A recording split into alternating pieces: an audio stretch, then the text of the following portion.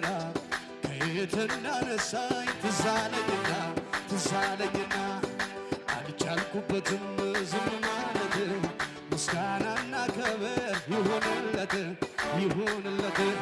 ምስጋናና ክብር ይሁንለት